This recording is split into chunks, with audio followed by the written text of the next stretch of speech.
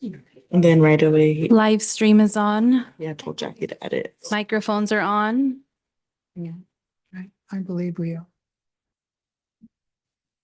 All right, good evening, everybody, and welcome to tonight's regular Sunnyside City Council meeting for today, April 14th, 2025. For the record, all members of council are present and all staff indicated are present as well.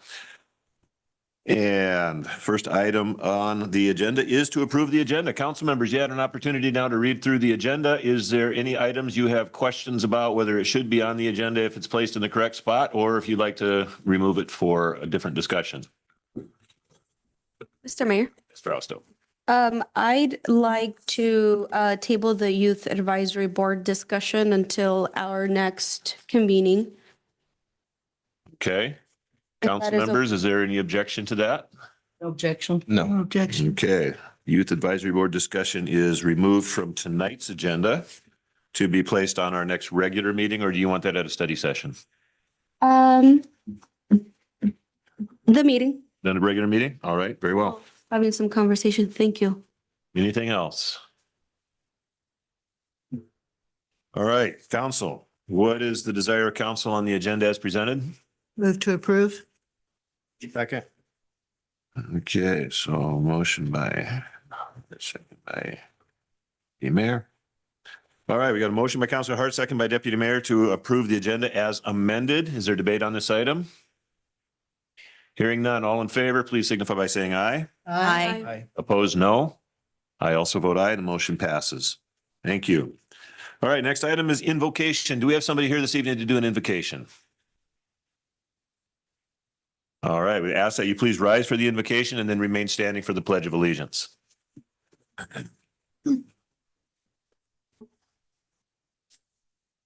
Our Father in heaven, we are thankful that we can meet tonight as the City of Sunnyside City Council, and we ask you to bless them in the city and the things that they're doing, that they will be able to serve in the best possible way for our community. We're thankful for the time that they put in, and we also are thankful for the time that the city employees put in, especially the fire, the police, and the things they do to keep our city safe. We ask these things in the name of thy Son, Jesus Christ. Amen. Amen. I pledge Allegiance to the flag of the United States of America and to the republic for which it stands, one nation, under God, indivisible, with liberty and justice for all. Thank you. You may be seated. Hey, Cuss, could I get you to bring the sign up for public comment? Wanted to do that before you got too comfortable. Thank you, sir.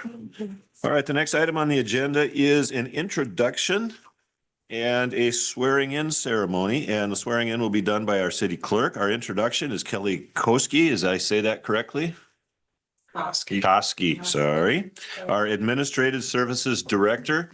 As you may know, we had a retirement in our finance department recently, and Ms. Koski is the new Finance and Administrative Services Director. She's going to be, as I understand it, I hear great things about you, and I'm looking forward to you and your knowledge, your depth of experience. I understand you're quite the financial guru. So I'd like to officially welcome you. We've been hearing about you for some time, and I'm excited to see you here. Absolutely. And Mr. Manager, I don't know if you wanted to make a couple of comments on this hire or. I do. I was just getting a text from my wife. She said the YouTube stuck on the frame, so she likes to watch. So, but yeah, Kelly, I felt like I found a unicorn when her resume was sent in, and she told me she has a home here in Sunnyside, and then she told me the deep ties and how she worked at the housing authority, the Sunnyside Housing Authority from 2009 to 2014, and then worked over at the Yakima Housing Authority from 2014 to 2019, and then moved over to Cortez, where she has strong ties. And, you know, she, at her jurisdictions, she walked into a lot of challenges. So just her calm demeanor, you know, I'm a little bit frenetic, and, you know, I have a tendency to be a little bit nervous. Just, I guess, probably the nature of a city manager. So you know, her calm demeanor and just sort of the way she said, it's going to be all right if you hire me. And so that's, So that was very comforting, and just to, talk to the folks that know her and have worked with her, just have said what a gem that we're getting. So as I said in the press release, she's somebody that loves Sunnyside, wants to be here, and wants to see the best for the city. So I just feel like I said, it's a unicorn that I found, and we're already enjoying her on her first day. So yeah, with that being said, would love for her to say a few words, Mayor, if you don't mind. Yes, go ahead, Ms. Koski, sorry. I will learn. Okay. Oh, very good. Thank you. So good evening, Mayor, Council, and citizens of Sunnyside. Just to tell you a little bit about myself, I grew up in Colorado, and I'm the fourth generation on my family's ranch. After college, I graduated with my bachelor's degree in accounting from Fort Lewis College in Durango, not in Washington.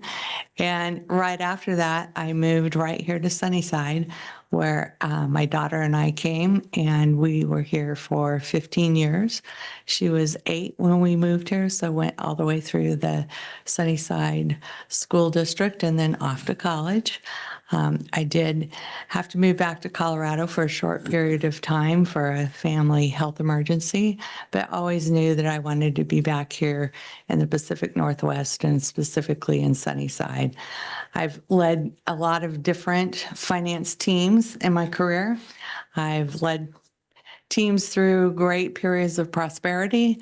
And I've also led teams through some pretty dark times. I took over after a previous finance director at the city of Cortez had been convicted of embezzlement, and we had 5 years worth of audits that had not been completed at that time. So I was able to keep our team together. Nobody quit during that time. So we were created a pretty strong team, and I think made a lot of moves that Mike has also been doing to help rebuild some of that community trust and just educating the public about what happens in the finance department. And as an administrative services director, I'm really looking forward to coming back to this community that I love, to the people that I love here, and serving in the best possible way that I can to move Sunnyside forward and be prosperous in the future. Thank you so much for this opportunity. I greatly appreciate it. Thank you. Council members, anybody wish to make comments or I do. Welcome back to Sunnyside. Ms. Hancock? Kelly, I know you. That is so funny.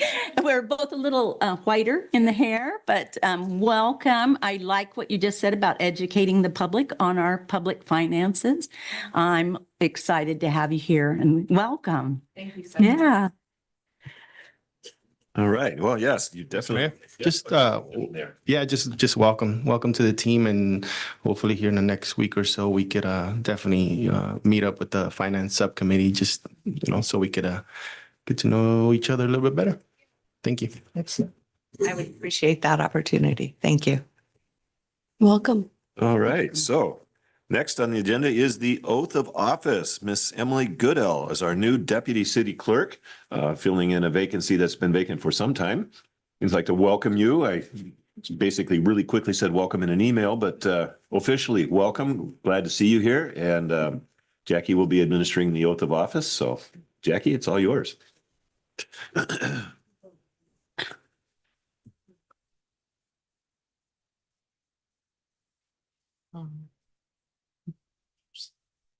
I'm the de facto PR. There you are. Yes. You got this, Emily. Right hand.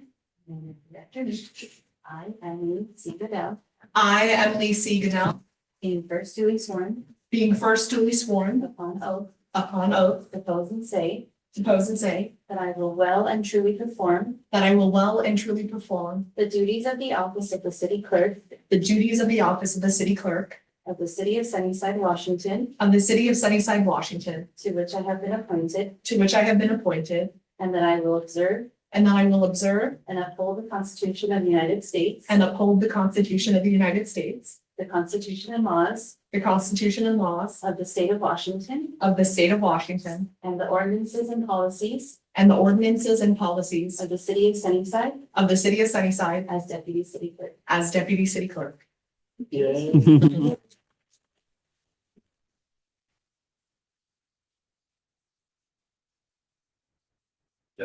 think we'd like to shake your hand, and welcome you aboard, and I don't know if other council members would like to do as well, but Emily, welcome. Welcome to the team. Emily has been with us since April 1st. It's been so amazing. Yeah. And then lastly, we'll just sign to make it official.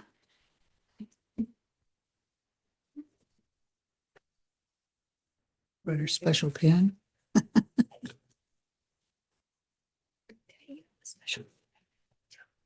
thought for these kinds of things, I should have a special pen for the occasion. I have never done it. I always wanted one with a feather. Okay, that's not me. Well, you can get whatever kind you want. That's what I wanted. All right. Well, officially you are now on board and part of the team, and looking forward to working with you. Good. I know it's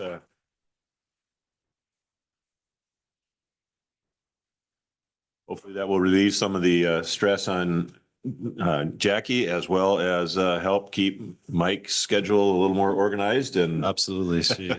She's getting me straight, and I want to say how excited we are to have her, and she's a person after my own heart. As a former journalist, she'll bring a lot to the table. And I think for me, the most exciting part is the educational piece. She's already working on ideas about the radio system and to get some information out to the public. So I think that's going to be not only help for Jackie and my calendar, but to really help educate the public. So I'm just so excited to have her on board. that's fantastic. I know my personal experience with her as when she was in her previous job as a member of the news media. She was always very respectful to me. She interviewed me more than once. And every time I asked her to not speak on a certain topic, saying, you know, this is not for public knowledge just yet, she was always very respectful of that. And so I came to appreciate that. I think she's the only one whose number I actually saved in my phone for a person who, if I needed to call someone, I would have her. So I appreciate that. And I look forward to that same kind of trustworthiness here in the city of Sunnyside. So welcome aboard. All right. Next item is public comments. Citizens are advised that they must limit their remarks to the council to 3 minutes.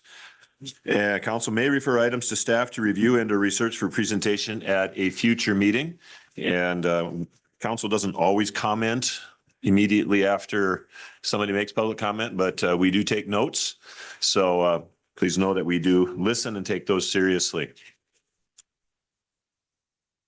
And Monica, I have a quick question for you. You're first on my list. Where did you go? There you are.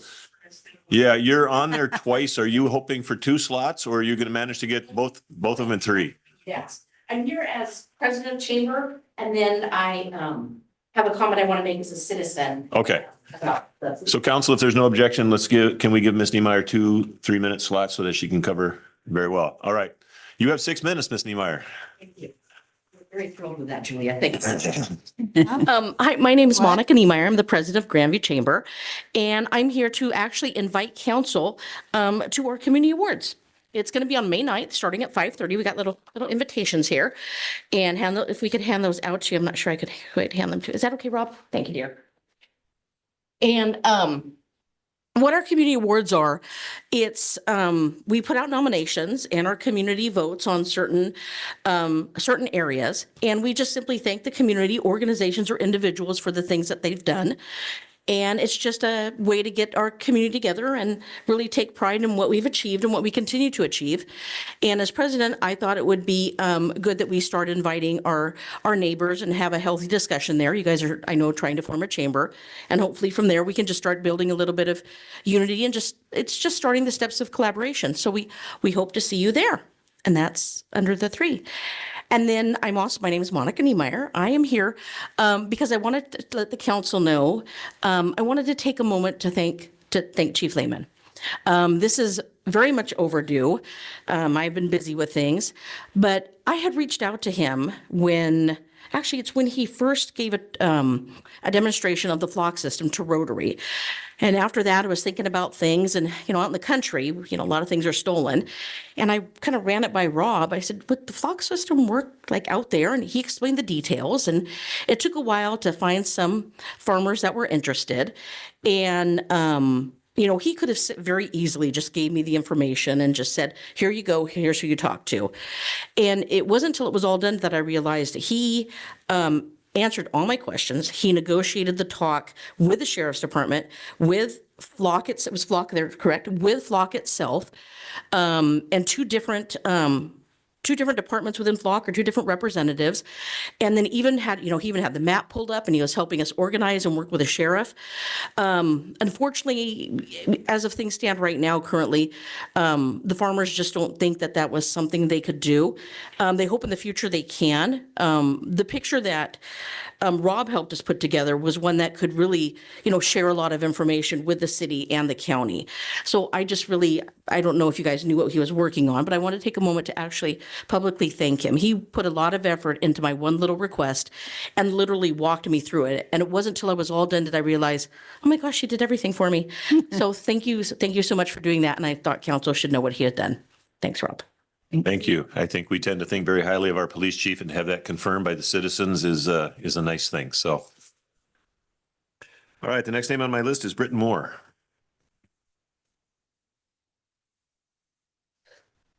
Hi, good evening, everybody. Britton Moore, Sunnyside. I want to wish everybody a wonderful week leading up to our wonderful holiday of Easter. It is my favorite holiday.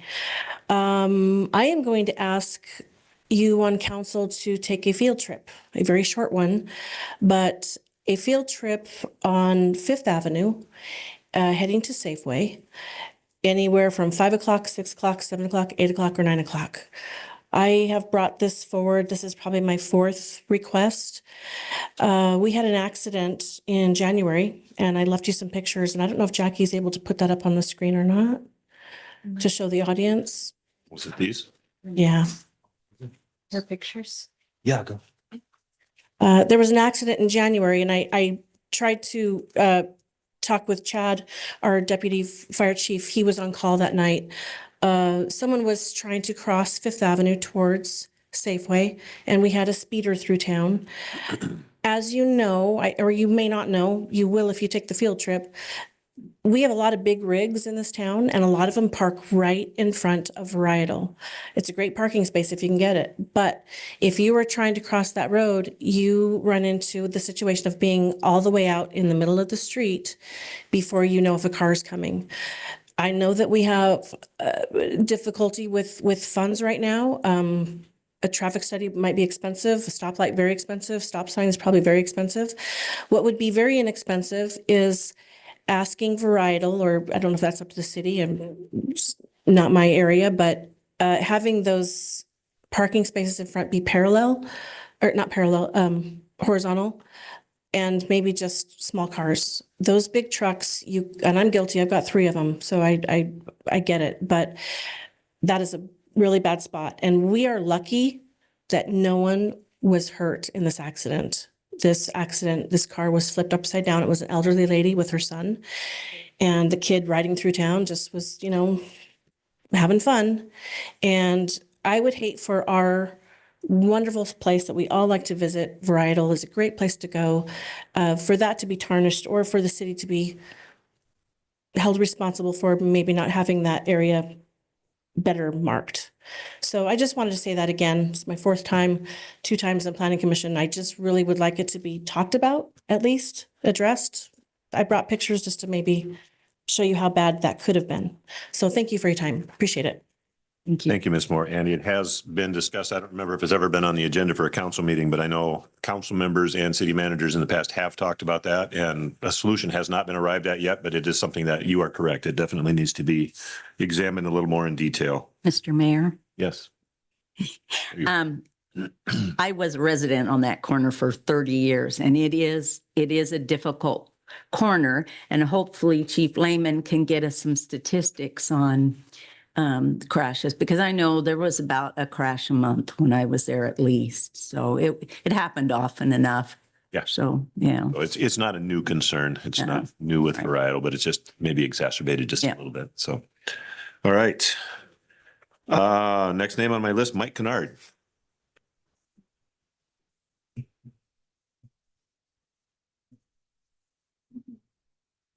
Mike Kennard, haven't stood here and upset anybody so far. I would like to bring a subject that is near and dear to my heart, but only because of where I live. And where I live is on the racetrack of leaving downtown. Well, I better not start with the racetrack. There are a great number of people that disregard the amount of care and effort that they should present to people that are getting in a harm's way, whether they realize it or not. And it's at a situation where I don't think it's even measurable by regular regular people that say, "Oh, just get away. It's just going up the hill. It's just we got to, it's that people will go faster going up the hill and all that." But over and over and over again, I run into seeing people that are run in. And I don't need to have that kind of thing where I've got two tenants that are 3-year-old and 4-year-olds and live next door to me. They lease from me.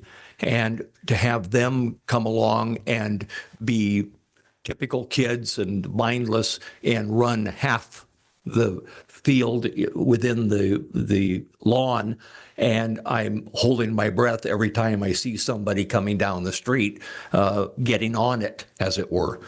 The driving that I see is horrendous, absolutely horrendous, atrocious. I can't think of any other words right now, but it's just crazy, absolutely crazy to have idiots that are slumped down in the seat to where you cannot see their head. And I'm not exaggerating this at all. And they're all slumped down, and I don't know, I guess that's cool to do that. And it goes with tattoos or something. I don't understand. I am getting too old. I understand that.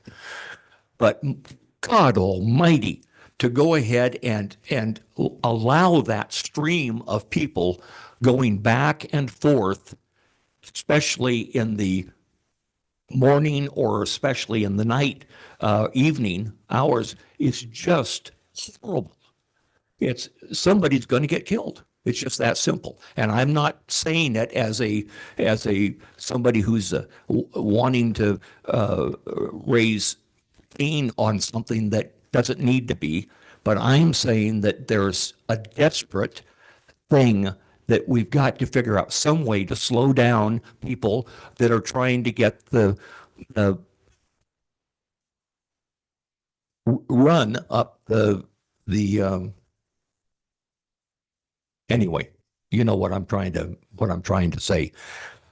But it's for the safety of kids, for the people that are concerned, for God's sakes, let's reevaluate. And I've got no problem at all with my buddy over there, none whatsoever.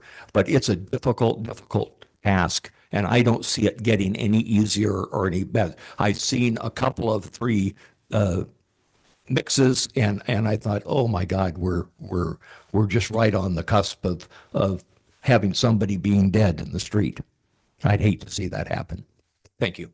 So, Mr. Kennard, just to clarify, your concern is speed and recklessness? Yes. Okay, just wanted to make sure I'm taking correct notes. Thank you for that report. And I don't disagree with you at all. I drive on that street every day. All right. And the last name on my list is Brittany Weaver.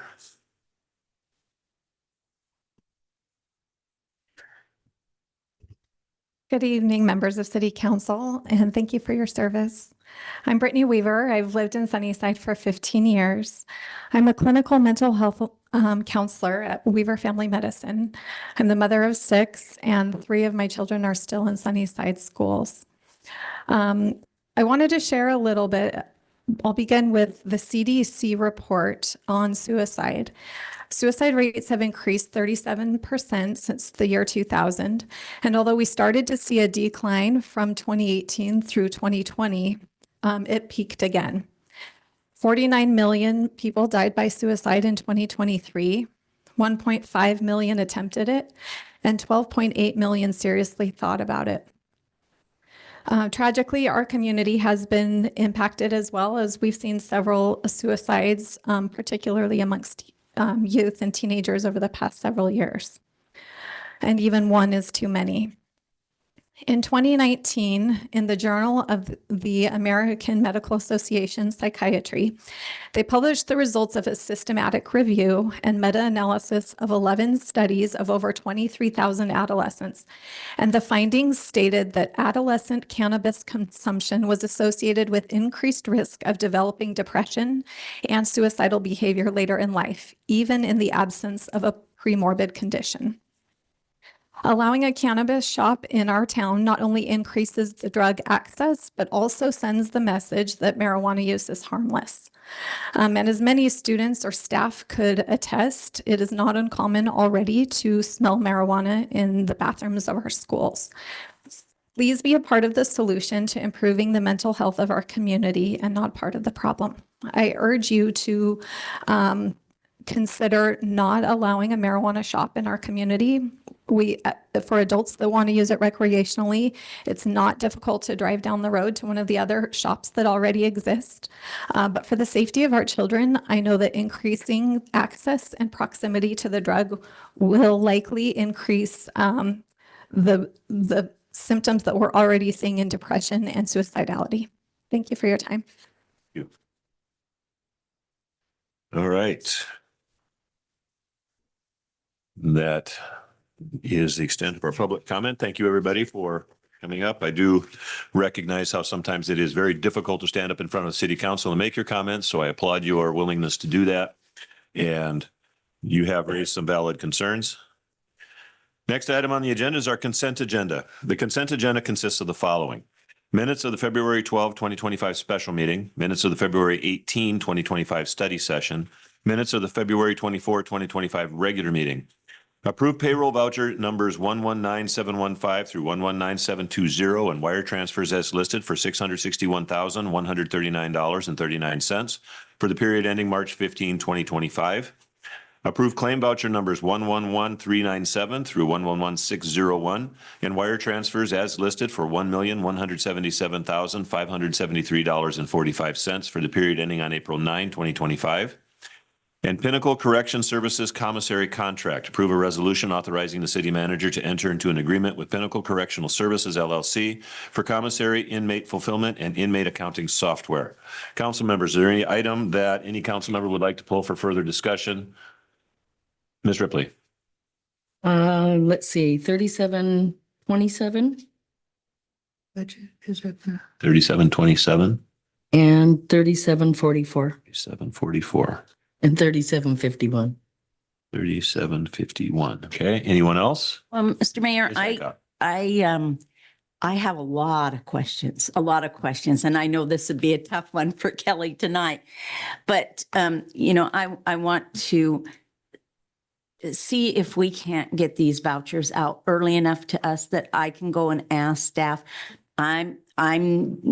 While I've been on council before, a lot of these issues are new. A lot of the accounts payable are new. To be comfortable with some of these, because we've got some that are 37,000, and a lot of things I don't know yet. And it doesn't give me adequate time to come to council and be ready without holding up all of council, me asking questions. If we can get these out at least the vouchers too, out on a Wednesday or Thursday, then that gives me all day for Friday or Monday if I, can get staff in to ask these questions. It would save us a lot of time. It would save a lot of grief, I think. So that's what I would ask, is that we get these earlier. And I know Kelly's first day, so I'm not gonna, and I know Jackie does her best to get these out. And sometimes she's waiting on reports from other people. So I'm not putting this on Jackie either. So I'm just saying, for me, it's going to be much easier for me if I can get these and get them asked, and less disruptive for staff, and then staff aren't wondering why I'm asking these questions. It's for my information, not that I think anybody's done anything wrong, but if I'm asked by the citizens to okay these vouchers, I need to have them in enough time to really look at them. Thank you, Ms. Hancock. And I agree, council has in the past asked to see if we could possibly get the agenda out a little bit early. And I know our city clerk's hands are a little bit tied by, sometimes she doesn't get the information when she needs it in order to, get the agenda out for us. But yes, we would all like to have the time to look over, especially the expenses, because that is a big one right there. If we, like you said, a $37,000 expense, what's that for? Is that a contract? Is that renewable? Is that a one-time expense? What is it? And to be able to come in and ask those questions and not take up council time, because it might just be a really simple thing. But if we don't get the agenda early, yeah, I guess at this point, I can't blame the clerk, because I know what she struggles to do that. I guess I would ask the manager to encourage staff to get the reports into the clerk on a timely manner so that the agenda can be brought forward to council a little sooner. And we will do that for our best. Because I know other council members have asked too in the past, and let's just see what we can do for that. All right, continuing on in the consent agenda. Any other items a council member would like to pull for discussion? Mr. Deputy Mayor. 2841. 2841. Just that one? Yeah. Okay. All right. Anyone else? All right, Miss Ripley, you've got the floor. The 3727, that was for electrical service at the Sunnyview Parks. And I know that the bathrooms have been turned off there all winter. And it was 1,413. And why was the electricity so high? Was that for all year, or was it, does anybody know? And Mr. That I don't know. I'll have to find out exactly what that was. I know that they just Some took sort of- porta potties out there a few weeks ago because the bathrooms weren't turned on, and it was a high amount. That's what I was wondering about. And I'm assuming that's probably not electricity that we're paying for. It's probably a service of some kind, of a repair perhaps.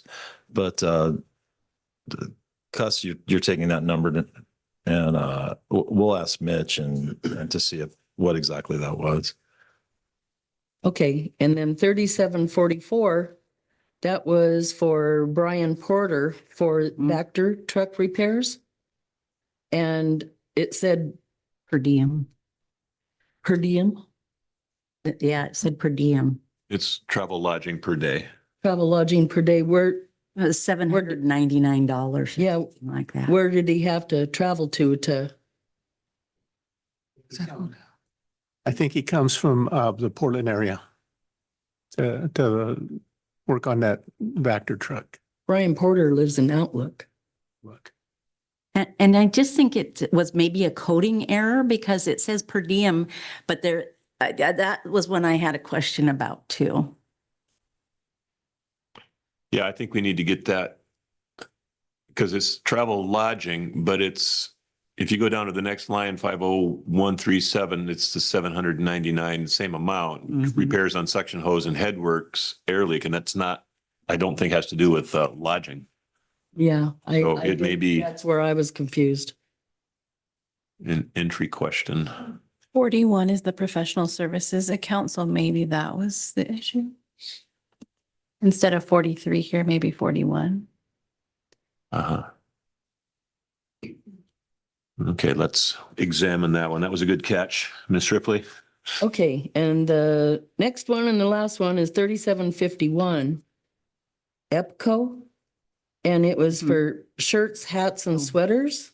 And I was just wondering who that was for, if anybody knows. Who, it has Ibarra, Villegas, Howell, and more? I didn't recognize those names, but I don't know everybody. All right, Mr. City Manager, do you have an answer for that? Works. I believe Public Works just got some hats and things for the hot weather, for the sun and all that to update. That's what I thought. Yeah. Okay. Vicky, you said 2841 also. No, that's. No, that was, Oh, okay. Oh, that's yours. Okay. Okay, I'm going to make a suggestion that we pull at least 3727 and 3744 from tonight's approval until we get some answers on that, until they get clarified, or Madam Clerk, do you have a different suggestion? For 3744, I'm sorry, 3727, do you want to just pull the Sunnyview Park item or the entire payment? I'll pull it up so you can see it. It sounds as if the question was just on the Sunnyview Park. but- yeah, the Sunnyview Park. That So was the it. rest of the bill is okay to pay then? Yeah. Correct. Mr. Mayor, Yes, ma'am. I think it'd probably be wise to just go ahead and pull those and then so staff has an opportunity to check into that for us and report back to us. Okay, what does council desire on that one? Do you want to pull all of them, or do you just want to pull the Sunnyview Park one? I'm open to either way. I'm open to either way. I'm open to either way. All right, well, let's Let's do all of them. pull the whole thing and make sure that everything's coded correctly. I think that sounds. And we know what it all is. It's not. And I do have a couple more questions if I'm allowed to at Okay, this time. when we get to that, then we will. Yeah. All right, and then I'd also like to pull out of tonight's then 3744 until we get that one clarified. Mhm. And Ms. Ripley, 3751, are you satisfied with the answer on that one? Yes. Okay. Excuse me a second while I'm writing some notes. All right, Mr. Deputy Mayor. Yeah, 2841, $6,585.57 for laptop and docking stations. Is that for the two vehicles that we recently purchased? It's going to be for the two vehicles that are going to be, I believe, the two that are replacements for the insurance totals. So that'll be reimbursed. So that would be, yeah, that was one of my questions. It'll be reimbursed. Correct. That receipt will get turned into the insurance. And that's just for two vehicles, right? It just seems kind of pricey, I guess. I'll let Jafet speak to this, but we don't carry the laptop you'd go buy at Costco because the temperatures in the cars and the docking stations, I'm not sure how that breaks out. Jafet might be able to answer that better. He orders those for us. So Jafet. Yeah, so the laptops we use in the vehicles are, designed to withstand the heat and, just sitting in the car all day. And the docking stations are able to tie into the rest of the equipment in the vehicle.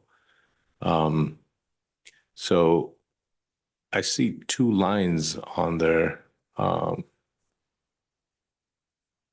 don't know if that's the total for a single vehicle or both.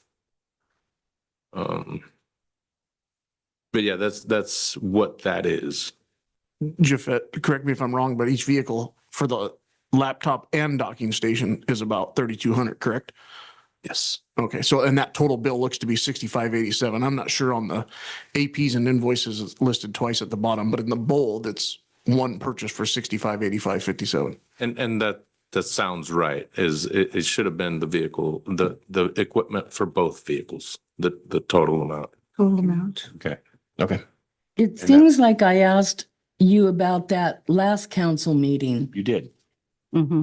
And so is this another one? I don't think was that for the laptops or was that for some other piece of It equipment? was for the laptops. I asked why we couldn't reuse the laptops, and I asked if it was for the two cars that had been wrecked. And those were older laptops, so they had to get newer laptops. Yep. But I remember the conversation now. I'm not sure why it's on two different.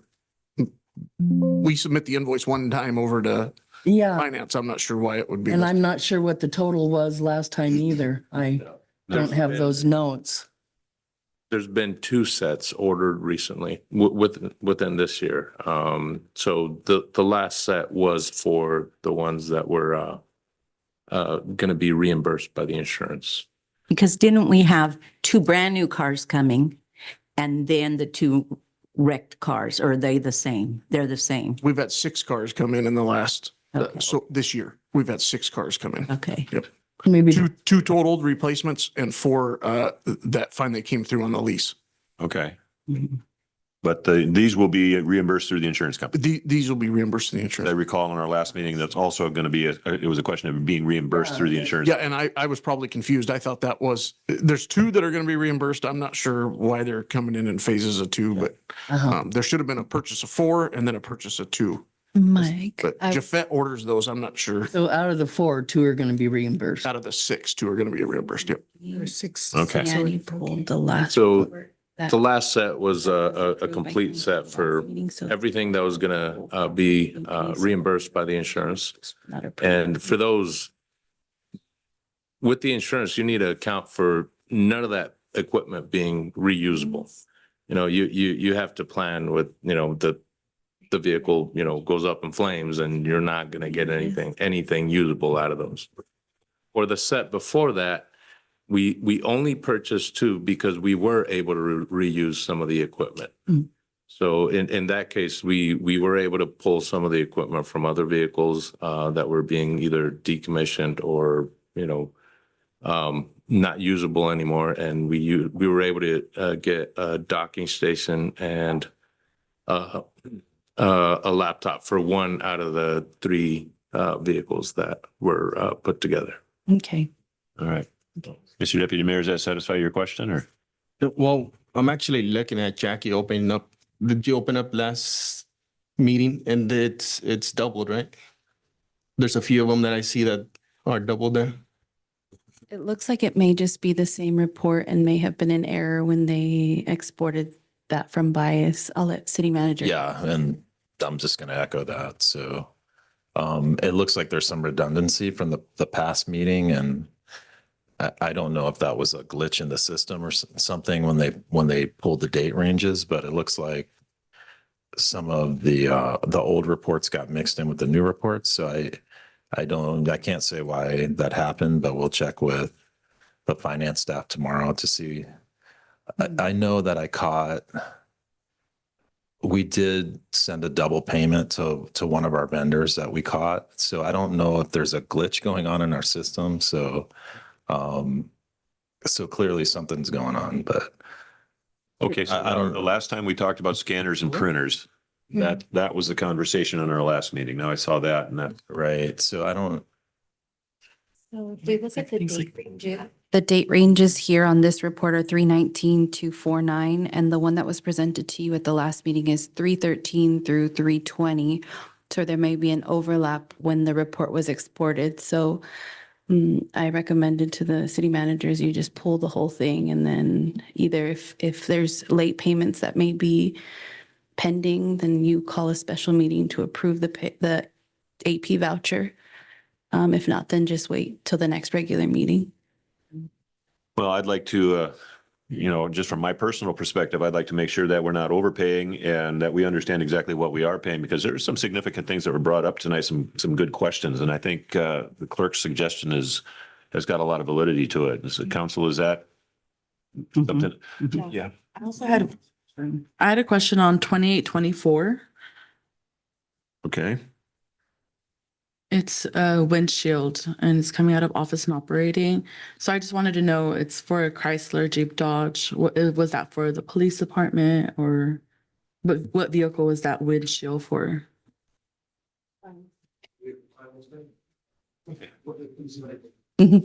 Let me see if I can look up what vehicle that is. Okay. And my question was just if that would be reimbursed by insurance, because I know like when it breaks, sometimes that can't be reimbursed. So that's my follow-up question. On the windshield? I don't believe so. Okay. I got to find out what vehicle 507 is. I can get that answer for you before the meeting's over, but. Okay. Sounds good. Ms. Hancock, you had a question as well. Yeah, I don't have the numbers. I'm not up to par on that, but there's a an Amerisco energy retrofit for $30,200. And I don't know what that is. And then there was a John Reed and Associates $630 registration fee, but I didn't see what that was. Spillman is 43,220. Chief, is that for a year? That's our annual assessment to the Okay. county-wide Spillman system. And it's based off number of users. That's our annual assessment. Okay. So that's 100% paid for the year now. Thank you. And then Training and Services LLC, Artega Municipal. I understood that the training was very good. I don't personally, I haven't seen a contract, so I don't know if there is a contract out there, if the rest of council has a contract. I just think for clarity in having that, when there's, we're talking, I don't know. I'm having a little bit of trouble with figuring out how much it actually was, but I would like to see contracts as we're signing them, that council gets those contracts to see, what. For our, excuse me, Mayor. But yeah, for the Artiega contract. Yeah, that came before council. I don't think you were on council at that point. Probably not. Okay. But then if I've got to approve it, I really would like to see the contracts. And I am not pushing back on the training or anything else. I just want to see the contract. Yeah, we'll send you that, Counselor. Thank you. And I guess, and then Dell Marketing, I think, is another error because it was for the city manager's something for his computer, but it said it was full-time employee wages. So I kind of thought, because it was in with Dell Computers. Well, I'd love to see a full-time employee get wages of $300. I don't see that's going to. Even then it says laptop adapter, so. There's got to be something that's incorrect there. And I think then our decision to take this and send it all back for review is the correct one. I think there's a lot that needs to be looked over because somehow something got crossed, the wires got crossed somewhere, and let's make sure that we've got it right before we authorize spending any money. And so hopefully vendors will understand if things arrive a little bit late and we can, if we need to, call a special meeting to approve this once they get it clarified so that we can maybe get the checks out on time. But I sure would like to be able to answer questions about what these things are before we write the check.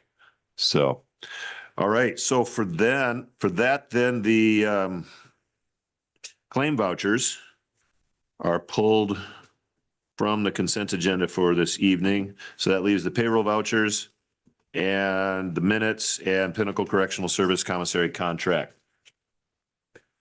Okay, what is council's desire on the amended consent agenda? Move to approve. Second. Okay. All right, so we've got a motion by Councilor Hancock, second by Councilor Hart to approve the consent agenda as amended. Is there debate on this item?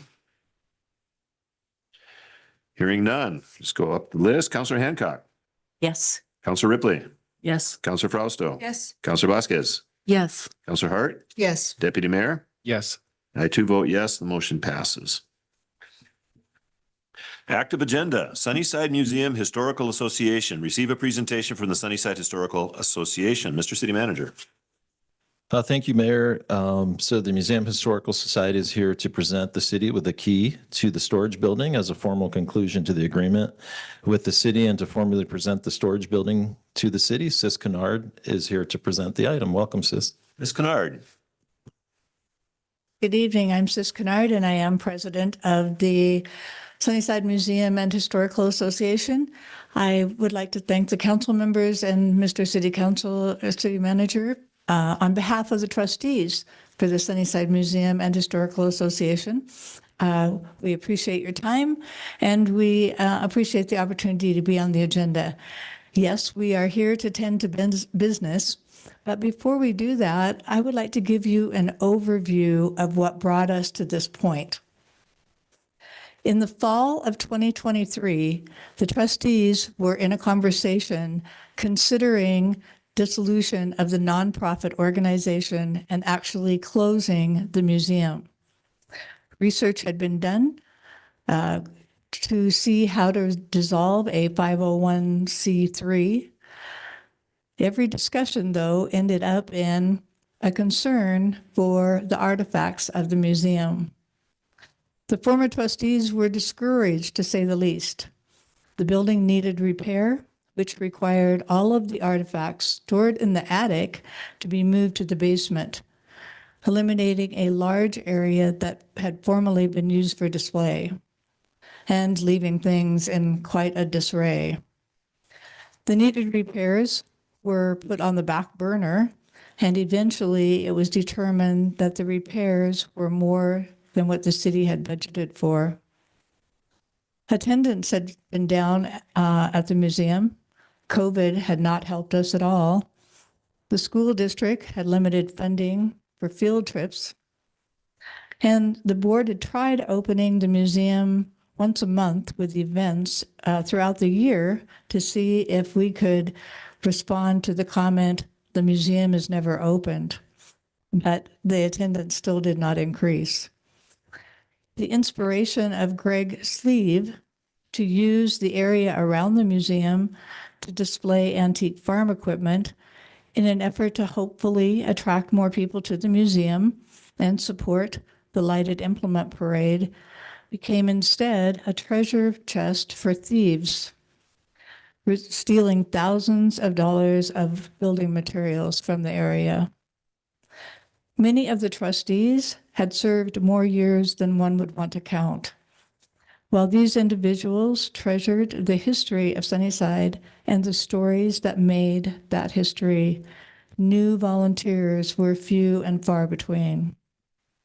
All the while, considering dissolving the association seemed like the only course of action, and the concern for the artifacts' care and preservation was still haunting. We have a picture, I think, showing you what state the artifacts were in the basement after they were moved down from the attic. At the last meeting in 2023, the motion on the agenda was to proceed with the dissolution of the 501c3. That was up for a vote. Before the vote was made, an amendment was made and a new motion to have an election of officers who would take on the mission of preserving, inventorying, and organizing the artifacts that were directly related to Sunnyside. The following 7 people were elected. Because of them, Sunnyside Museum and Historical Association is here today, and I would like to have them stand as I recognize them. Please, let me introduce Tony Soda, Mary Van Workhaven, Frank Villanueva. This is really good because I don't usually give people last names. And Monty Johnson and Tom Dolan. Heidi Taylor was not able to make it here. These individuals, with their willingness to support and make difficult decisions, brings us here today. We must recognize also the trustees of the past that carefully managed the association's finances and investments. So at the first meeting of the trustees voted to enter an agreement with the city that would allow the association, using association funds, to build a storage building that would better house and protect the Sunnyside artifacts. It took a while to get things moving in 2024 with a new council and then a new city manager. One of the first tasks at hand was to move around things on the property to facilitate the 40 by 50 foot structure that was going to be built there. It was necessary to move some of the antique farm equipment and other things in preparation for the concrete floor. Next, we needed the weather to cooperate. Concrete was completed in late July, and the construction of the building began in August. The erection of the building completed by mid-September, and it was time to relocate artifacts that had been stored in 4 uninsulated metal sheds outside. A great group of volunteers, including high school students, former trustees, and the fire department, moved everything from the sheds in just a few hours. A perfect example of many hands make light work. There are still things in the museum, including those things taken down from the attic. The current trustees have been working in various areas to organize and inventory and protect the things in the museum. So much needs to be done. We have vintage clothes to take care of, dishes, military uniforms, photos, family histories, just to mention a few.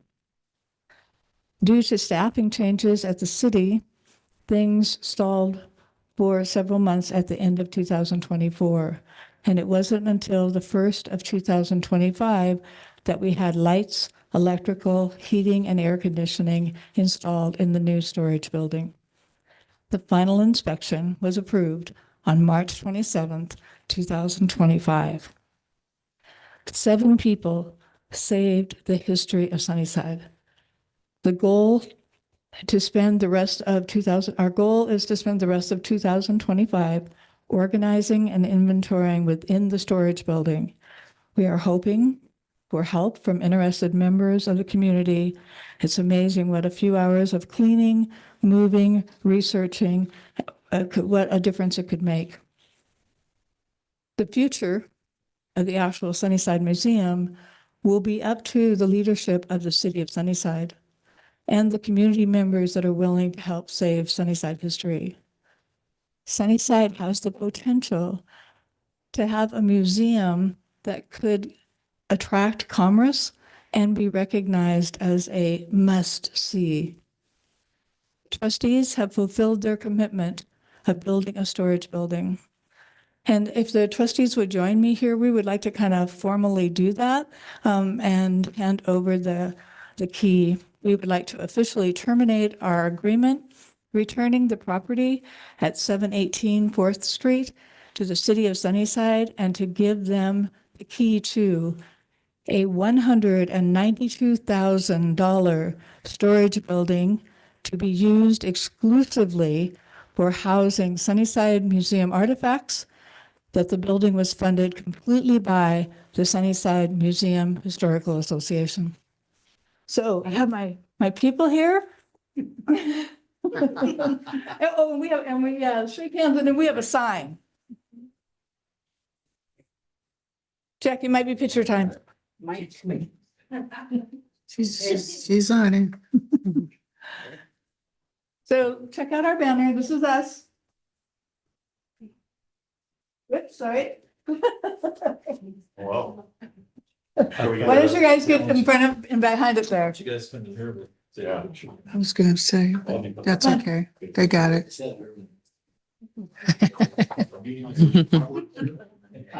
Nobody listens. Yeah, I want to stand behind it. We're girls. Tony, Yeah. get in there, Tony. Frank. Come on, Frank. I can stand behind you.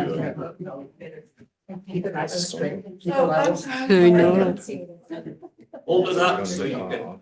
There you go. There you go. We got short people back here. A little lower, there we go. Okay. Councilmember, Sure. can you get in the picture? Yes. We could just stand, right? Why don't we just How about stand? we just Can we do that? Picture, yeah, crowd in and. Okay. I know, we want. I don't know. Give it to the mayor there. I'm getting in with the shorties. Okay. We're doing it back there. Everybody was following me. And we're gonna take the. It just helps out with the two rows. If you Sorry, could do we're it this way. unorganized here.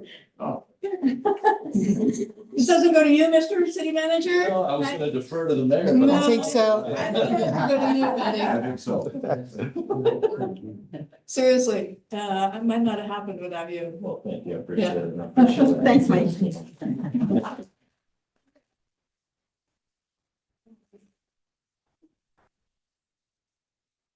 All right, now we can sit down again. Way to go. Thank you. Thank you. Very good. Lagna. I just say that. I do want to recognize the work of these, the board members and everybody involved in this project. I know it did not happen without a certain amount of drama, as none of these projects can, but yet you got it done. I know that a couple of years ago, as I started hearing about the potential dissolution of the board and dissolution of our museum and where you might send the Sunnyside artifacts, it bothered me that the thought of them leaving town, and the fact that you guys were able to pull it together and change directions and just do all of that. It was just absolutely phenomenal. The building looks awesome, and I know the museum itself needs a lot of repair, and that is not going to be an overnight process either. And funding for all of that sort of stuff, it might be difficult to find, but I think the community loves the museum. I know kids have been through that museum for generations. I know my former next door neighbor used to be very involved in the museum for many years. And so I learned a great deal about the museum from them. And John and Sally Saris, as they served for many years, and they, I don't know, I think they finally quit maybe just shortly before they passed away, or before Mr. Saris passed away. I don't remember, but they were very committed to the museum and very passionate about it. And I think other members of the community are passionate as well. So thank you. Thank you for all of that work. And that presentation, sis, was very inspiring. I hope it's all recorded for posterity. I think it could be something that we could put on a website somewhere and be inspired and encouraged. So. All right. Guys, for all your hard work. Yeah, they put some work in. All right, next item is item C, the Munson property. Receive an update regarding the Munson property. Mr. City Manager. Thank you, Mr. Mayor. And Todd Sternfeld, he wasn't able to make it here at the last minute, so he sends his regrets. But I still do want to go ahead and talk about this particular item. He was going to have a pretty large presentation, but he had an emergency. So he said that he would love to present to us at the next meeting. So again, he sends his regrets, but I do want to share with you the literature that they put together and some of the information that we've gathered in terms of marketing. And then also Cus Arteaga and I have been meeting with developers over the past 2 or 3 months. And the desire for this presentation really came out of the Economic Development Commission meeting. We got to talking with the group and got to talk with Councilwoman Vasquez, who thought it would be a good idea to bring this information forward, because I agree, sometimes you kind of get in the weeds and you forget, well, maybe we should share this with council. So, but I can tell you, Cus and I have been really grinding and really trying to figure out how we sell and market this property. So this is 144 acres, and I know a lot of folks in town are familiar with it, but if you're not, it's in between Yakima Valley Highway, Outlook Road, and we did have a recent appraisal by CBRE, the professional appraisal company. So that was in your inbox, I believe. What date did that come in? So hopefully all council had a chance to take a look at that. That came in your inbox on 4/6 as part of my city manager report. So we did invest $8,000 in this particular appraisal, because before we can sell it, we had to have it professionally appraised. So we're taking out of our professional services budget, which currently has $18,536.06 in it. So once that's taken out, we'll still have a balance of $10,000. So that's something I wanted to put on the record right away. So in order to sell it, you have to bring it to market value. What they appraised it at was $3 million.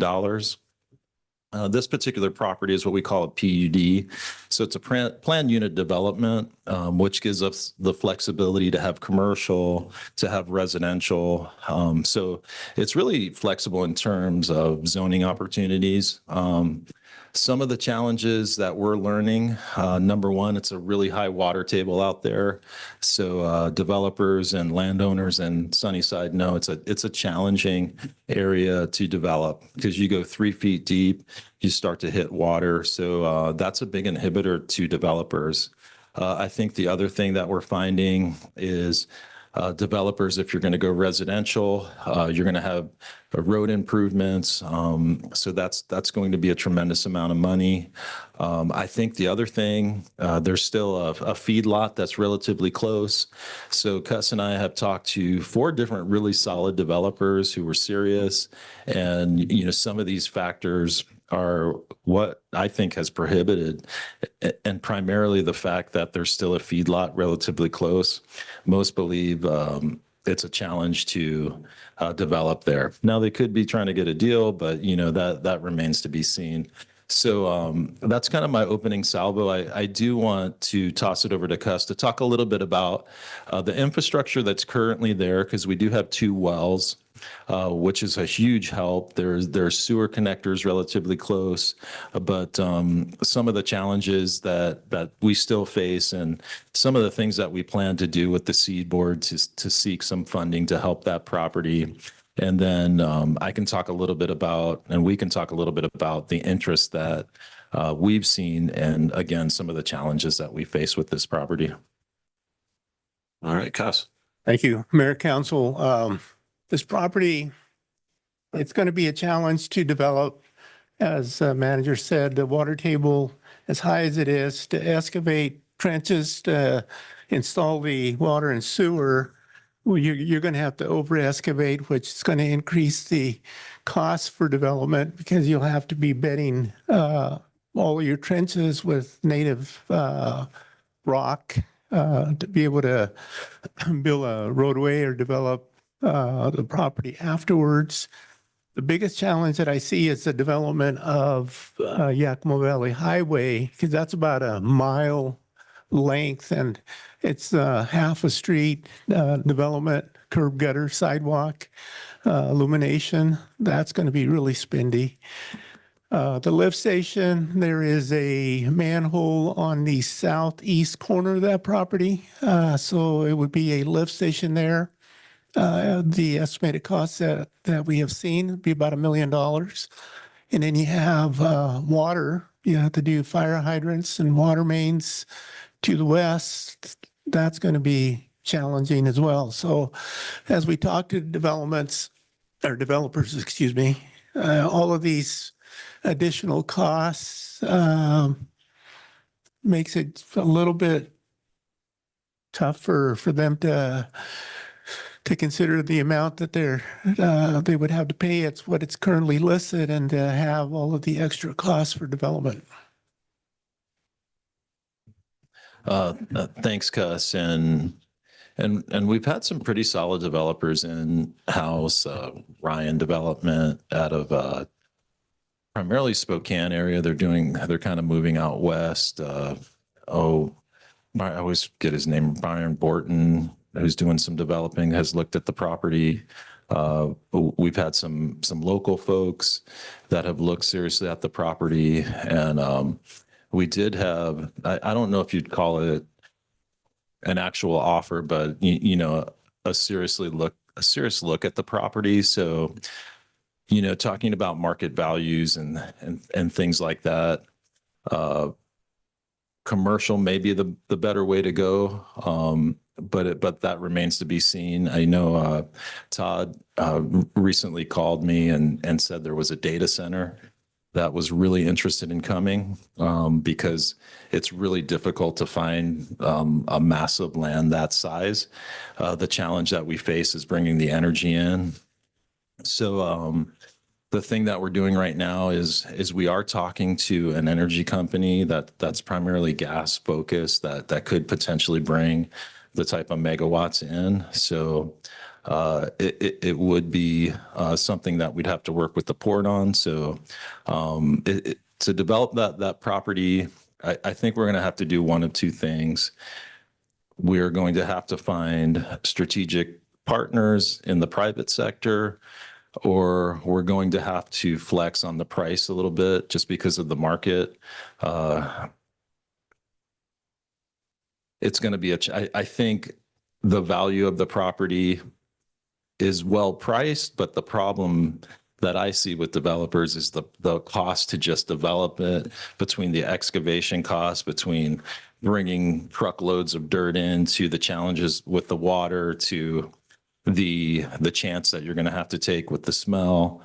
Those type of things are inhibitors. The question becomes, do you look a gift horse in the mouth when someone comes with a $2 million offer or $2.5 million offer? Or do you just let it hang there and not collect tax revenue off of it? Because it's costing us money right now to cut the grass and just to sort of languish out there, if you will. So, and I'm not saying that we have a $2.5 million offer. I'm just saying that it would be nice to have those things and to be able to consider it. But right now it's appraised at 3 million, and we do have it listed for over 3 million. I believe 3.6 is what we have it listed for. And at that price point, we have received no offers. Council, questions for the manager, for Mr. Arteaga? Just that we're going to have this demonstration again in the next meeting or so. Yes, we are. And Todd can be a little bit more robust with some of the comparables and things like that. But he is excited about this particular data company that could potentially come. And we talked a little bit this morning. They were even interested in taking a look at the property in person. So it's a little bit, you get these data companies. It's an NDA right now on his side, so he can't tell me who it is, which sounds a little bit hokey, right? But at the end of the day, we last week we did talk to this energy company. And if you marry all these forces, it's how economic development works. So, and the reason I'm saying this, because there is hope for the property and there's interest in it. But the stars have to align in a lot of occasions. But I can tell you, we're working hard to market the property. And the great thing, I think, is we are getting some serious looks on it, and we are getting serious people. It's not fly-by-nights that are coming to Sunnyside to take a look at it. It's serious developers who have money and want to invest in Sunnyside, because it's really difficult to find a city that has this volume of land in one place. Something else that's been a topic of conversation with this particular property too is maybe parceling it off and developing it in phases rather than buying it in one big chunk, because that's a huge investment for somebody to say, hey, I'm going to plunk over $3 million and see if it works out if I build houses here. I have no doubt that once somebody starts building houses, they will continue to build houses. It's just a matter of getting that first developer to come. But that's sort of the cliff notes in terms of that. And I'll say there are parcels of land that are being developed. Martine is developing quite a few parcels. We just spoke to another developer that Councilwoman Vasquez turned us on to. They want to develop 50 homes in Sunnyside. So what I'm hearing anecdotally from developers and realtors is that if we can build in Sunnyside, we'll build it.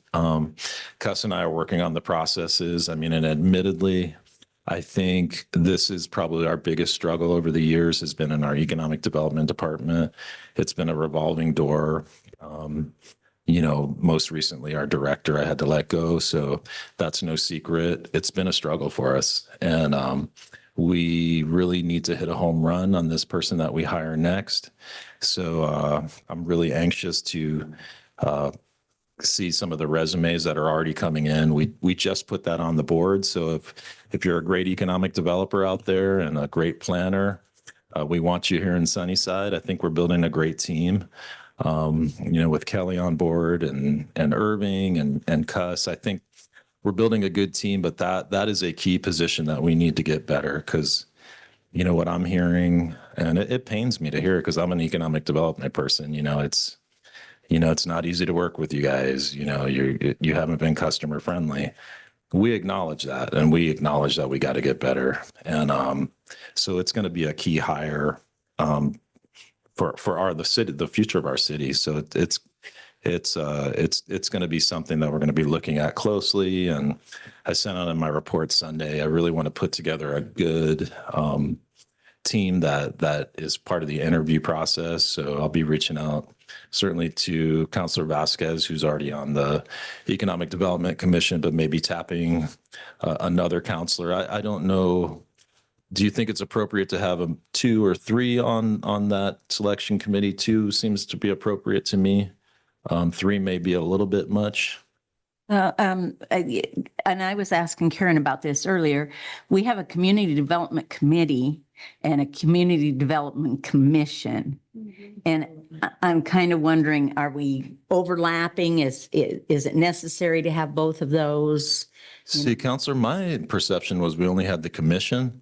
I didn't even know we had a committee. Well, you mean like the counselor? Oh, I thought you were talking like an additional to the committee. Okay. Council. I was like, did we have another one somewhere hanging out there? Okay. So if we have 2 council members on the commission, then I think we're doubling up on the committee and the commission. Right. I see what you're saying. Yeah, I agree.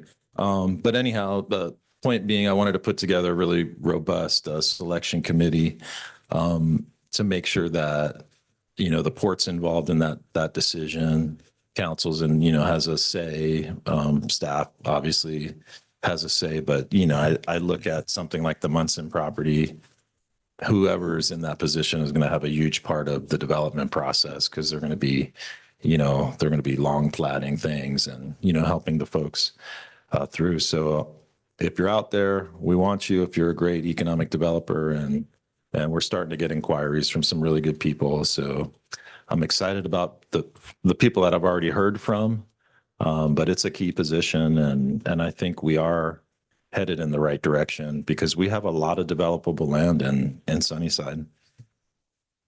All right. Thank you, sir. Any further questions from council? We still owe on that land, don't we? We do. It's close to 800,000 that we owe. So it'd be nice for somebody to come along and buy the whole thing and then get whole on that and, you know, have a little bit in reserves. So that would be nice. That is my hope that somebody comes along and buys it. You know, best case scenario, a data center would be nice, but it's sort of like, that's my dream. You know, that's you. What would that employ? You know, it really depends. If it's a really large one, it can employ up to like 50 people. But I've heard some of the medium ones because it's a lot of hard drives and things of that nature. So, you know, we think of the cloud, like the cloud is actually just like a huge data center with all these hard drives in it. So essentially it would be a cloud element. So it varies how many people it can employ. The big thing is you get the taxable value each year, you know, when the county goes and assesses the tax value. So it's just it's incredible the amount of tax revenue from that. Not that I'm a tax person, but it, you know, it helps support those services we provide. Let me caveat that. Right. So right now we're paying for lawn maintenance and not getting anything on it because we own it. It's hard. I was just going to ask too, it seems like at one point we had marketed as a business, the commercial A Sunnyside Business Park, is that what? business park, something, yeah. I can't remember if it meant in light manufacturing or other kinds of business, but we might want to. It's morphed over the years. It's evolved. It's changed according to people who are interested in it. And so. That's what I was thinking, but it seemed like it originally started out as a business. A business park. And the PUD designation, it does give it that flexibility. I mean, we could create a business park. You could create all residential. You could create a mixed use development. So that's the beauty of a PUD designation. So it gives you that flexibility, and that's what this is zoned. Mr. City Manager, what do you know what our yearly cost, our payment on that is? You know, I don't, Counselor, but I'll find out for you. But I know that I believe the debt service goes another 5 years. So it's something that we can find out for you. But I was surprised to learn when I jumped on board that we still owed on that. It's a gift that keeps on giving. All right. Well, thank you, sir. Yeah, you'll pardon me if I'm a little skeptical about people who are looking at it. I mean, we've heard all sorts of stuff over the years. Different people have shown interest and always coming across at the initial stages of it being totally legitimate. And then we find out that it's maybe less than. So we are going to have to do some serious research on anybody who shows interest on it too, to make sure that who we're responding to is who we think we're responding to. So, but I'm hopeful. I'd like to see that property sold. I'd like to see revenue coming into the city, but I'd like to see development. And if it's something that generates jobs, even if it's 50 jobs, I'd love to see 200 people hired. But, if we can generate 50 jobs, that's a boost to our community. Those are options for community members who, they can look for different types of jobs than what normally is available now. So that's great. Item 9, items from council members, mayor's appointments for boards and commissions. The Rules Committee will be meeting on Wednesday, the 16th at 4 p.m. in order to go over applications. And this is not open to the public because we will be discussing applications. And so we will be meeting to look at that. We've got certain openings. I know with Ms. Hancock now on council, her position on the LTAC board is open, and we've got some other things to talk about. I do want to comment a little bit. We do have some questions on Housing Authority that came up. We have an opening on the Housing Authority board, and we have had some applications, and the Rules Committee is going to be talking about that. I have been reviewing a little bit. Under the RCW, it is the mayor's purview exclusively to appoint to the Housing Authority, and they do have slightly different rules.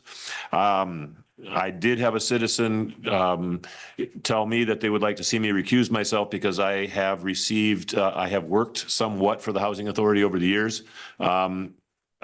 It's piecemeal job, and I've been doing it for 20 years before I ever got on council, but I will talk to legal about that to make sure that that is okay. And if it is better for me to recuse myself, then it'll be the deputy mayor who will be stepping in, just as long as we are in compliance with the RCW in the state of Washington. So we are working on that, and I want to be moving on that fairly quickly. I'd like to get that position filled on the Housing Authority board as soon as possible. So that's just a brief update on where we are on that. Other reports, announcements, and or questions by council. And we'll just start at the end of the table with Ms. Hancock.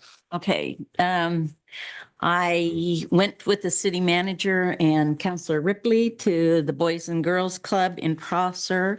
It's amazing. It's really amazing. And I think council's time and city manager's time is well spent pursuing this. I think we can do it. It's going to take some money and commitment and staff time, but I think of all the things we need in this city right now, I think that is one of our very top priorities besides public safety and water and sewer. But as far as the livability, we have a very young demographic. What they were doing there was just amazing and it's structured, and those kids are there and they're on their best behavior, and they're learning how to be leaders. And I just fully believe in this, and I really want to see us pursue it. I attended both of the community cannabis forums. It was certainly a divided group. When I attended the one in the afternoon, mostly cons, a few, one or two pros. I know the city manager plans on having 3 more, and I think it's important to listen to the community, but I also think it's really important for us to gather information to see if we could hold an advisory vote and what that would cost, because I'm not comfortable making that decision for all of Sunnyside. The city business, but these young parents who come and are asking us not to, I respect that. I also respect the people who, I can give the arguments on both sides. So I would like to see us at least explore what an advisory vote would cost the city to do that and let the citizens speak for it. I want to say kudos to the chief I read your weekly report. You were picked up the patrol around the schools because of an incident that was reported on social media. In one day, they made 37 traffic stops around the schools. And I think that visibility, the police presence, I think, from other bad things happening, not just the cars driving too fast or whatever. I just think that's just a wonderful thing and will give parents a lot of comfort to know. And I do see a lot of people driving poorly in those, but I just want to say that's amazing. 37 stops in one day. You guys were busy. I read in the minutes of this week's that there was an ordinance banning breeding of dogs in Sunnyside that were supposed to be being brought forward, and the minutes state council wanted this back before the body before April. So I want to check on where that is at. It was brought to my attention that there is maybe a bid for grant money for pocket parks in Sunnyside. I don't know anything about that. I'd like to receive information on if we're submitting an application for a grant for pocket parks. AWC Washington Collaborative Elected Leaders Institute is having a very in-depth for city council members. They'd like them to be in pairs of 2 or 4. It's expensive, but there are scholarships available. And I'd be willing to pay for my own. And there's a couple days where it would be out of town, but a lot of them are within driving distance. And I'm very interested if any other council members would like to, because they want them in teams of 2 to 4. So I'm very interested. And I am going to the AWC conference in June, and I did receive a partial scholarship to the June conference. Deputy Mayor Galvin got one last year, right? So those opportunities are available too. So I just want to, encourage everybody to apply and go to the AWC conference. That's it. Thank you, Ms. Hancock. Councilor Vasquez. Yeah, so last week, it was on Tuesday, the 8th, we had an economic development meeting. However, it was not announced, so we couldn't take no action. It was not official, but we had really good conversations in which the Monson property came up. And then right after that meeting, I had a lunch meeting and I went to eat in downtown Las Islas, and then I paid. I was walking out and the owner decided to follow me, and her name's Carmen. And I really like that she felt comfortable enough to talk to me, and she speaks Spanish, and she was saying, "Hey, you're on council, I remember." And I said, "Yes." And then she started to ask me, "Look at all these fences around my business, like what's going on?" We had no one came to talk to us. It's slowing down our businesses, even Javi's, La Vacarita. And so they started sharing all their concerns and worries and asking me, how long is this project going to be? And I did not have the answers to any of her questions, but just the fact that she felt comfortable to follow me and address all the concerns, I right away called and texted Mike, and he took care of everything, and he apologized, and he even showed up in person to all businesses. So I just wanted to say thank you to Mike for taking quick action with that. And it was just really, really nice to see like how community works, right? How community and the constituents could feel comfortable to come and ask for us for help. So it was just really neat to see. And I just want to say thank you, because that video you posted on Facebook, everyone loved it. So I was surprised. I thought I was going to get heckled a little bit more. I got a few, but I'm glad it was received well, and thank you to Cuss, because he came with me to talk about kind of the technical elements, and it was great to meet the developer and the construction team that was on there. So now we opened that dialogue, and we got a chance to go into all the businesses, and I think sometimes the community appreciates when you acknowledge, look, we got to do better, and that's something we're talking to staff about. And I think it was really when Raul left, it was sort of that communication disconnect where, it's one of those things that get left out there and you go, oh, you're so busy. So we acknowledge, look, we have to do better. And, I think the businesses really appreciated that, and just, we developed a friendship. So now they know they have all our numbers, they can call anytime. And, and that's the commitment we have to make, when we just make the commitment to do better, and, we apologize and we move forward. So I think that was received really well by those businesses. And, in the future, we'll just, build that olive branch. So, but I appreciate you calling me and telling me what's going on, because sometimes you're in City Hall in the weeds and you forget, like, oh my gosh, Yeah. this is happening. So thank you. Yeah, and I also want to say thank you to Cus for putting that sign of all businesses being open. Thank you for that. And there was one more thing. It'll probably come back to mind, but I'll let the time continue. Councilor Ripley. Yeah, I went to the Boys and Girls Club with Mike and Teresa, and it was a real eye opener. I had never been to one of those before, and it's a very good thing. I think we need to really look into it and see what we can do with it. And I think that's all I have. All right, thank you. Councilor Frausto. Since we're on the discussion of accolades, look, I think we're always going through some troubles and some ups and downs in this community. To the finance director, I think we held a discussion not too long ago about how this was going to be the year of repair and building and coming together, and so.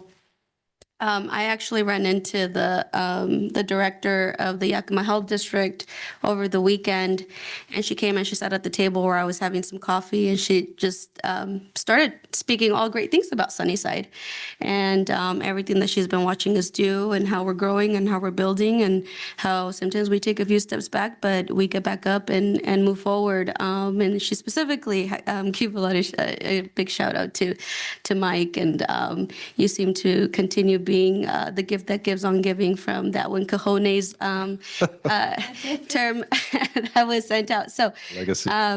yeah, people are watching us. Another person who I got the pleasure of having lunch with was actually the deputy mayor of SeaTac, who was passing through town on her way to Walla Walla, and we really just took a walk down through downtown, took her over to Catalina's, and then we had some lunch at Varietals, and she also extends her accolades, and they're watching over in SeaTac as well. Watching how we're moving forward through some of the tumultuous time from last year. And so we have a lot going on here, and a lot of people are watching. So even through some of the negativity that we see online, or some of the hard work that we have to endure, know that that people are paying attention, and they send their major kudos to council and the city manager. Thank you. Thank you. Deputy Mayor. Yeah. So a few weeks ago, our court clerk invited council to stop by and kind of learn, the ins and outs. I've been here before when, our previous city attorney invited me to just stop in and see what the process is with the judge. But she was able to show myself and Councilor Ripley really what it takes, in the background, everybody working hard, all the filing, all the paperwork, everything that you guys do back there.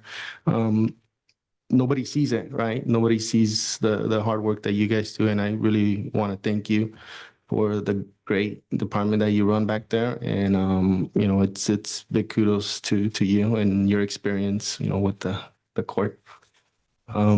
Another thing is I encourage, my other counselors to take advantage when our city staff invites us. It's really important for them to show and showcase, what they do. And I took some time out of my busy day and showed up at 10, and, it's everybody's busy, I understand, but, let's take some time when we can. Another question is that I have with the fireworks. I don't know if they were ready to bring it forward, Chief Albrecht, and then the curfew ordinance also. Chief Lehman, I think we were working on this for the past couple months now. So I know the fireworks is the important one we need to get in there before 4th of July. So yeah, if we could see that come forward to council if we're ready. That's all I got. Counselor Hart. Nothing to report. Okay, that was fast. You All right. Yeah, and I just remembered. Okay, go ahead, Counselor Vasquez. So on behalf of Britton Moore's comment today, I just wanted to just remind also Mike, because I know I've also brought this up in our one-on-ones, the parking on Rydell. Yes. I've been witness, there's almost been so many accidents there. I almost was in the middle of one just because cars are stopping at the stop and they just assume that there's no cars coming and they just go. And it's been something that I've witnessed too many times. So that's something that we're that's- really going to have to get to sooner rather than later. And actually, I'd like to bring, I know we have a meeting off. That'll give us some time to investigate. I'd like to bring it forward as soon as the next council meeting Yes.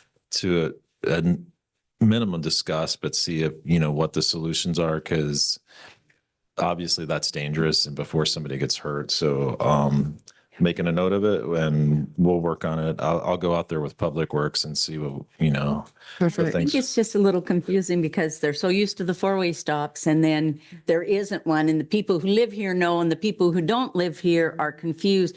So I'm wondering how much trouble it would be, how much it's going to cost to make that also a four-way stop. Right. I think that would be the simplest is solution a rather than change the parking, because there's not that much parking there for a varietal, really, so. Right. But I also agree with the long trucks. They cover the whole road. They do. And so thank you for bringing that up again, Britton. We'll get on it. Thanks. Well, Counselor Vasquez, you stole my thunder there, because that was one of the things I was going to talk. I was going to suggest that be brought up to public safety and that we do something about that, because it has been brought up before us a number of times. And we as council members individually have spoken about it. I've spoken to different city managers about it. It has been an issue for some time. And somehow it's always kind of fallen off the radar, and it shouldn't have. And it shouldn't be waiting until somebody gets hurt before that happens.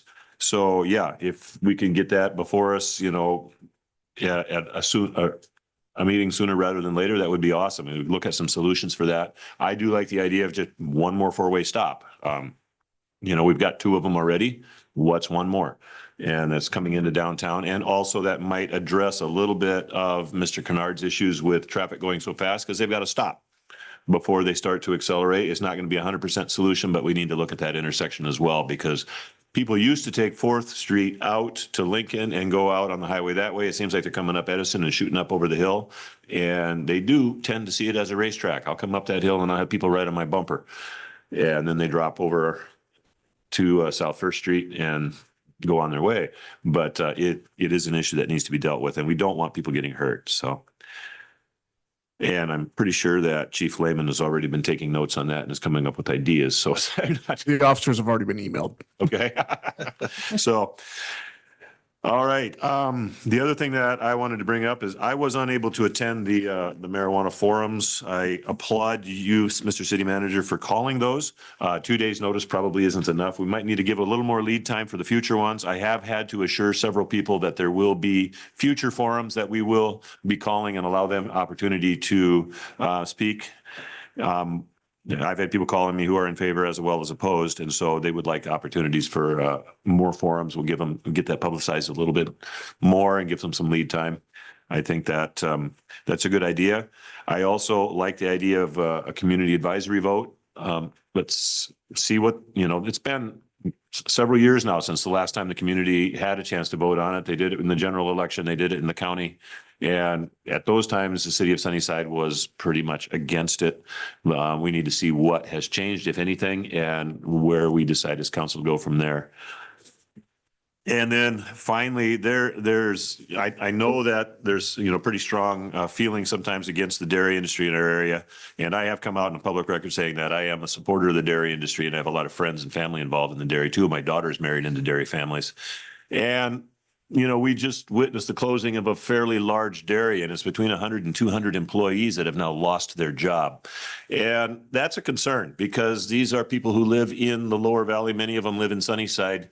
And now they're without a job. And I know a year-round job on a dairy pays anywhere from $60,000 to $80,000 a year. And I don't know what people make in other industries, but $60,000 to $80,000 a year is a pretty decent wage. It doesn't require a high school diploma. It doesn't require language skills. It doesn't require a lot. And yet they're in there, they're milking cows, they're working inside. They're, you know, it may not be the best job. It may not be the job they want to retire from, but at the same time, it's a good place to start. And what happens? What happens is that, you know, these guys no longer are able to buy that new car or buy the house that they've been looking at or remodel the house or whatever they've been looking forward to. It affects other industries in Sunnyside as well. For many years, Sunnyside has been the go-to for implements and other farm supplies. So tractors aren't going to be bought, tractors aren't going to be repaired, tires aren't going to be bought, new pickups aren't going to be bought. And that's just on the dairy fleet side of things. It's not talking about the employees.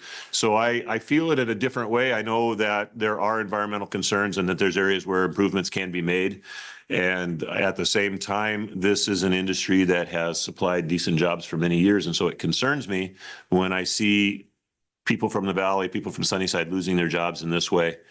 Like I said, I know there's strong feelings against the dairies, but you know, this is, you know, I want to say 90% of the dairies in the Western United States are owned either by Dutch families or Portuguese families. And coming from a Dutch family, this affects my cultural heritage as well. These are my people. These are, you know, this is both of my parents grew up on a dairy. My brother managed a dairy. My nephew manages a dairy. So, like I said, two of my daughters married into dairy families. And so this affects me very strongly. So I lament the closing of these dairies. We've lost several of them in the last couple of years, and they're big employers. So that's just my opinion on my soapbox, and I'm not speaking on behalf of council here. They had a microphone in front of me and decided to use it, so I apologize. Mr. Mayor? Yes, ma'am. May I? You know, this takes me back to a conversation I was just having with the city manager during our one-on-one, and how it's just, it's so important for council to come together and really start strategizing around expanding our workforce development and diversifying our workforce. Our people need jobs. Our people need housing. Our downtown needs development. So maybe this is the moment where together we can come and really start putting pen to paper and strategizing to actually create more jobs in Sunnyside. When 75% of our workforce is living outside of town, I think it's important to really start working with the county or with consultants and really start planning for the future of this community. So when things like that happen, people aren't left, you know, in the major struggle. Very good thoughts, Counselor. Thank you. All right. Item C, upcoming council meetings. Mr. Mayor? Yes. I told you that I had talked to other council and that looking at the city manager's contract, we are arrears. Very good. Thank you for reminding that, Counselor. Yeah. We have an obligation towards our city manager to give him an evaluation at 6 months. Well, at 6 months, I was out of the country. Deputy Mayor was chairing meetings and he had struggles with illness. And so it wasn't going to be on the top of it. In fact, all of council was struggling with illness that month. And so we owe the city manager an evaluation. And I would like to ask the clerk to email to all of council and to the manager so he has an idea what the rubric is like, the manager's evaluation form. And I would like to call for a special meeting, executive session to evaluate the performance of a city employee. And I'm wondering, council, if next week, Monday, since we don't have a council meeting scheduled, if that will work. Is that enough time for us to review the? We have we have what, 3 members who have not ever filled out a council or a manager evaluation, but I don't think it's that terribly complicated. No, I'm just asking. What was your question, Councilor Hart? If you have enough time to If fill we it have out. enough time to review it, the rubric and understand, you know, what it is. I know how we did it in the past, Dean, and it doesn't have to be this way, but just for informational for people who haven't, what we did before is we sent out everybody filled out their own evaluation. Then we got into a room, compared the evaluation, agreed on what we would put as a group on the city manager's evaluation, and that's what he would be presented with. Yeah, what we've been doing the last few years, it's the same form as when you were there. It's rate the manager 1 through 5. 5, he's walking on water. 1, boy, we've got a crisis. And so what I always ask, if you give a 1 or a 5, please be prepared to give a reason for that answer. Then usually it's the mayor. I will compile everybody's answers. We'll go around the room. Everybody has an opportunity to share. You know, on this item, I gave them a 1. This item, I gave them a 7. You know, you can't give them a 7, right? But I'm exaggerating. But everybody gives an opportunity and we look at it, justify it a little bit. And then I will collect everybody's paper and compile that, take the average. So if we have a lot of 3s, well, okay, then he's going to get a 3 on that one. 3 is average. He's working up to expectations, doing fine. And then I present that to the manager, so he's got an opportunity to see what's there. He can respond to that if he feels something is unfair. And then we go into executive session where he can give that response to council. We come to an agreement, and then that the final form, the compiled form, is presented as a public document. The press will get a hold of that, whereas the individual forms will never see the light of day. They will be destroyed. Okay, it's just the final form that is presented to the public. Mr. Mayor, also, I think, just correct me, I think that in terms of where areas where we see need for improvement. There will be an area where you can write those areas in as well, yes. So, is everybody okay with next Monday? Works for me. We can sit around these tables here and we can just work. It's going to be a couple of hours of work. Would it be around the afternoon? It will probably be, now we can select the time. It can be anywhere from 5 to anytime after. I like 5.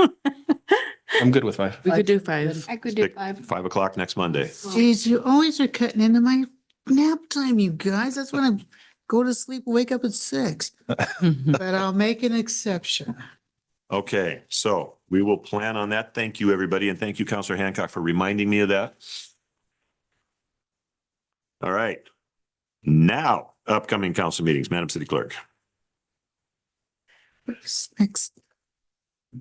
Already forgot the date. Okay, our next regular meeting is April 28th, and on that is scheduled the purchasing policy and possible action on a Monson property. And to discuss that intersection as referred earlier, which is the 5th Street and Edison Avenue. On May 5th is a study session, but you'll also be receiving a presentation regarding Law Day. And that's it. Oh, and then now April 21st is a special meeting. That's 5 p.m. Jackie, may we move down the youth board discussion to the next meeting, please? Thank you.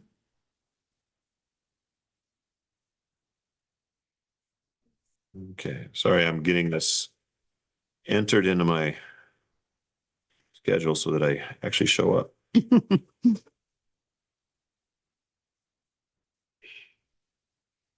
Okay, there we go. Okay. If it isn't written down somewhere and I don't have an alarm going off, it's easy to forget. So, all right, next item is city manager reports. Mr. City Manager.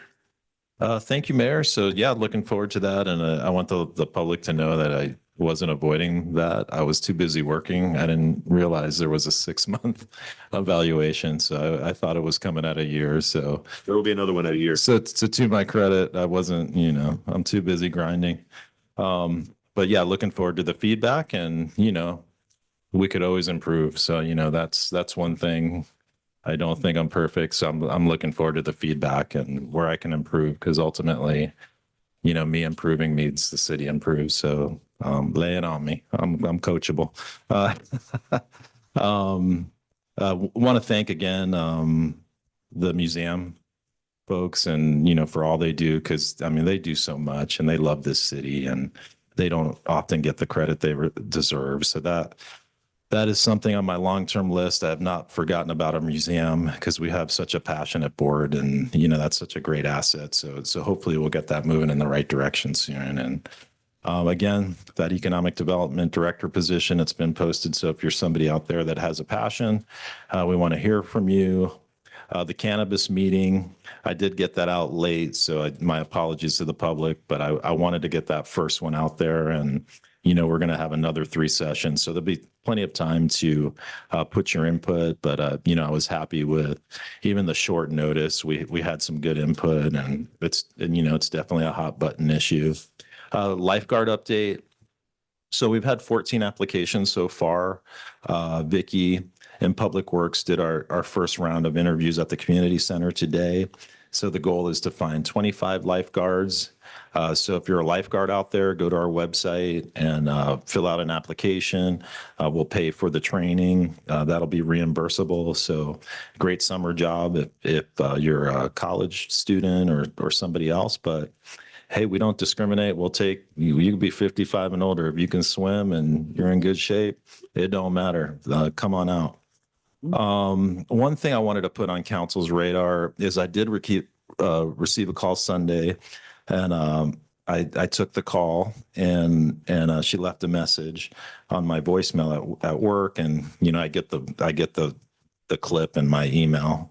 So I called her back, and she brought up something. She wasn't upset, but she was more concerned how it's affecting the brick and mortars.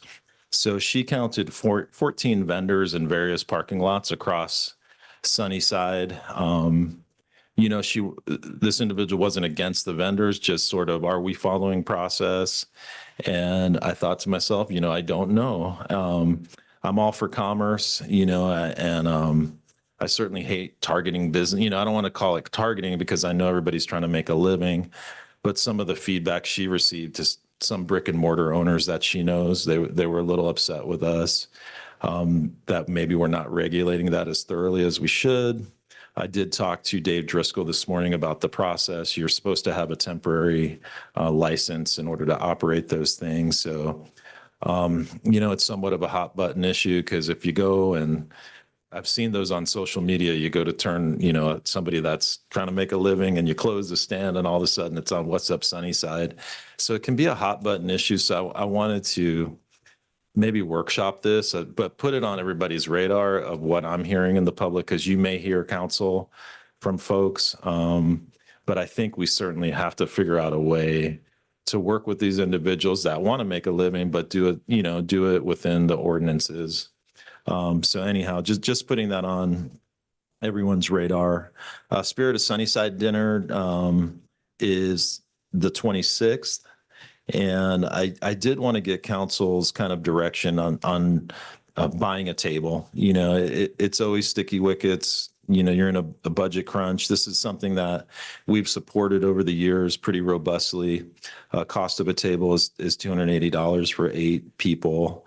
I put in my report, if you're interested in going, let me know.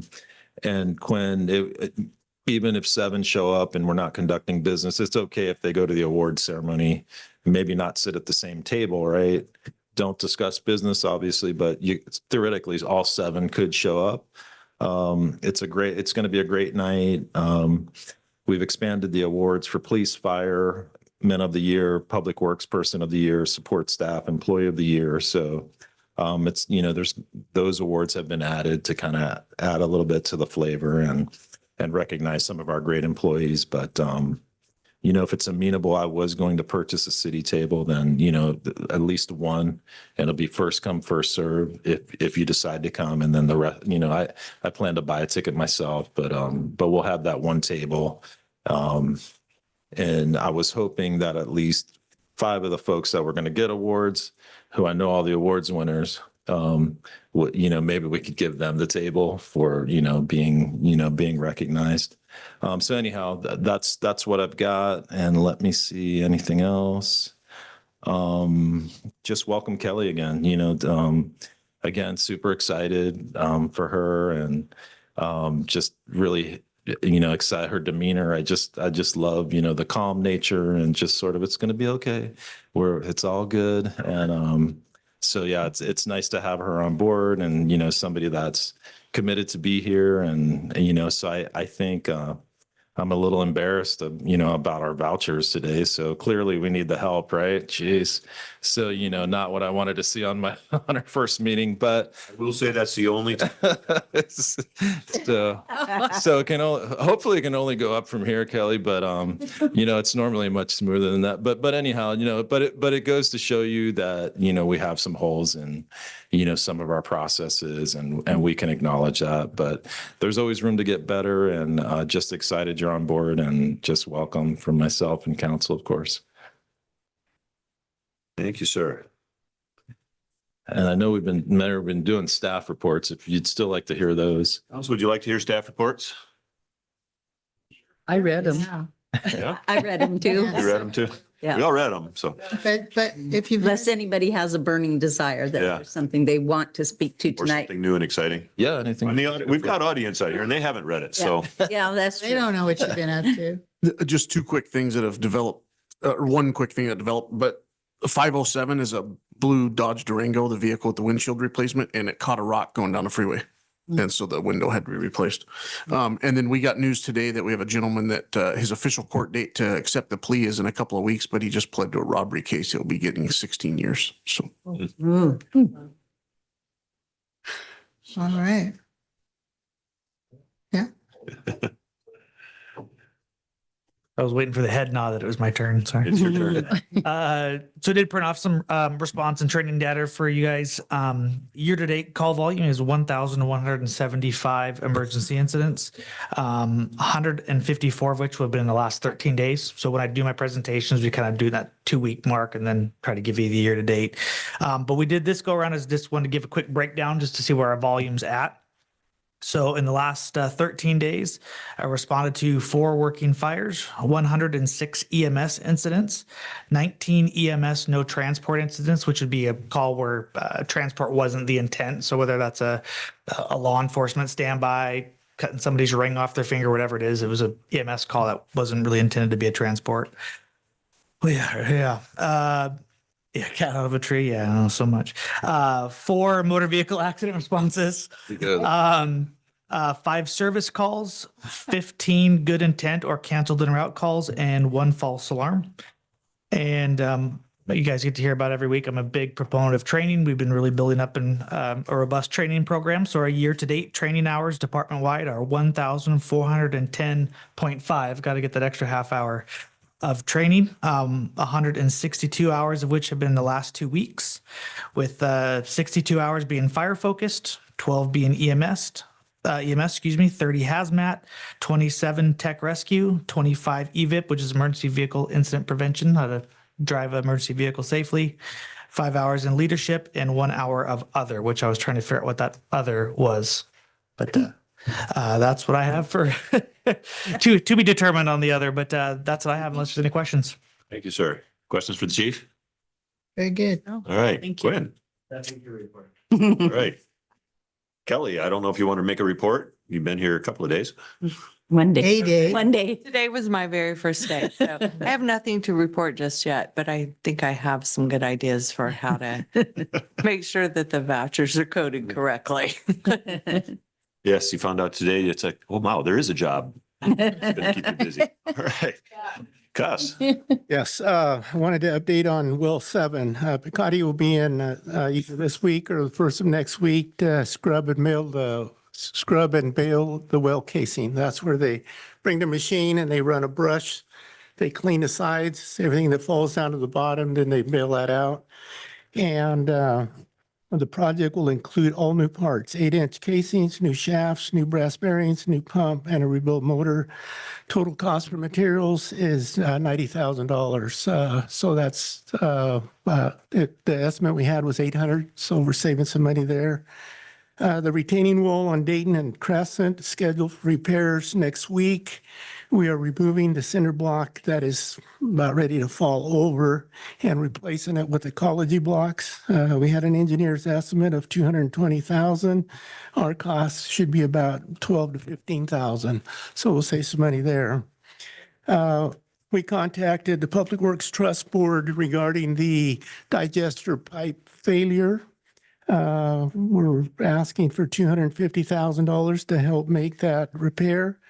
And the Public Works Board directed us to initiate an application for funding, which I did this afternoon.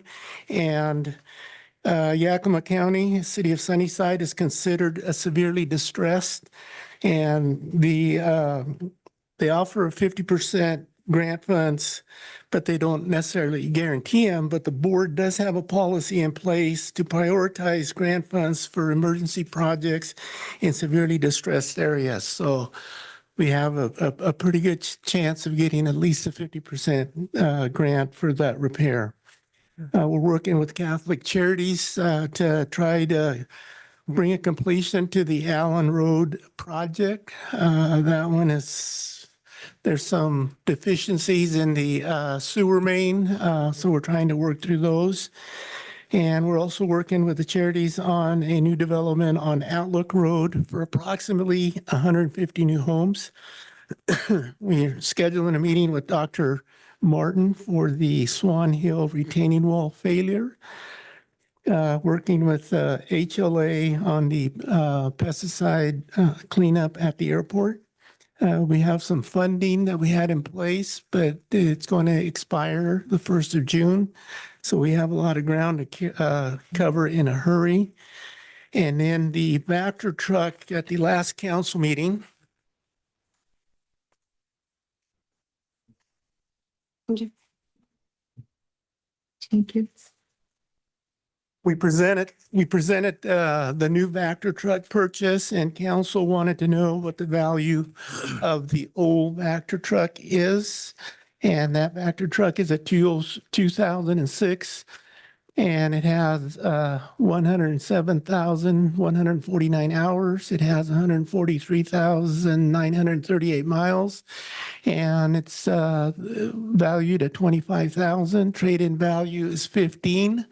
And what I was told was about a year ago, we did about $50,000 worth of engine repairs to keep it going. So it's worth half of what we put in at that time. So at this point, if we were able to sell it for 25, we would get half of what that machine is worth. And in my opinion, it's worth a lot more to us to keep it running here doing maintenance. So that's answers that question. And then as we search for funding for that digester pipe failure, we did talk to YCDA about the 9th and Lincoln lift station, because that one is at capacity and it picks up flows from Popeyes all the way west. And that is in my opinion, a high priority repair. And YCDA, the feedback they gave us was that because it does service a lot of commercial, and it hurts our abilities to continue to promote new businesses out on YVH, that would be a good candidate to submit to their program. So that is a 50% loan, 50% grant, but it's an $800,000 estimate. So we would still be on the hook for 400, but that is something that we need to really move up on the priority array. And that's all I have. Wow. Thank you, sir. Thank- Questions thank- for thank you Cuss? this, Cuss. Mhm. Thank you. Yeah, thank you for responding to that. Irving? Not a whole bunch, Mayor and Council. Currently still unpacking, and I think I shared that with you all before. I'm still unpacking. But the good thing is now we're looking forward at building a true and tried onboarding process that is more welcoming, I think. When our employees are employed by the city, there should be a clean process and a proper introduction to the city historically and professionally.